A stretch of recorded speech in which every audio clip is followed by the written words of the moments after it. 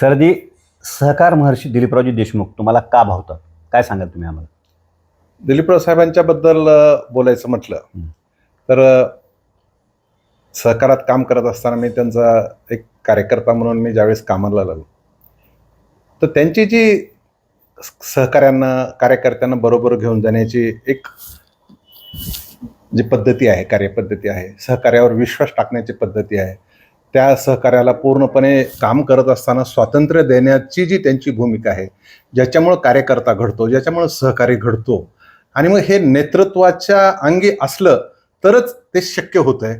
आणि म्हणून हे वेगळेपण मी दिलीपराव साहेबांच्या मध्ये बघितलं आणि मग त्याची जाणीव मला वेळोवेळी होत आली. मी जिल्हा बँकेत काम करत होतो, साखर कारखान्यामध्ये अध्यक्ष म्हणून काम करत असताना त्यांनी जे मला फ्रीडम दिला, मी जे जे करत असेल त्या प्रत्येक गोष्टीमागं ठामपणे उभा राहण्याची भूमिका घेतली. मला कुठेही त्यांनी हे का केलं असा एकदाही प्रश्न विचारला नाही. एक छोटीशी आठवण सांगेल मी, एक किंवा स्वभावाचा किस्सा सांगेन. आम्ही साखर कारखान्यामध्ये काम करत असताना पहिल्यांदा नोकर भरतीचा विषय होता किंवा लोक घ्यायचा विषय होता, मुलं घ्यायचा. तर मी साहेबांकडे गेलो होतो. साहेबांनी, माझ्याकडे लोक येतात, मला पत्र द्यावे लागतील, पण माझं पत्र आलंय म्हणून तुम्ही ते घेतलंच पाहिजे असा माझा आग्रह नाही.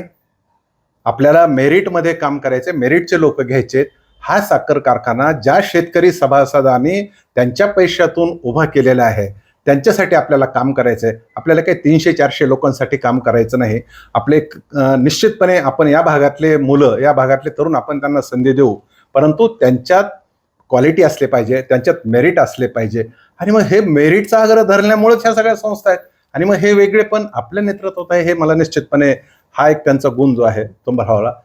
पाठिंबा देण्याचा गुण भावला, पूर्णपणे प्रशंसा करण्याचा गुण आहे त्यांच्याकडे आहे, हा भावला प्रामुख्याने.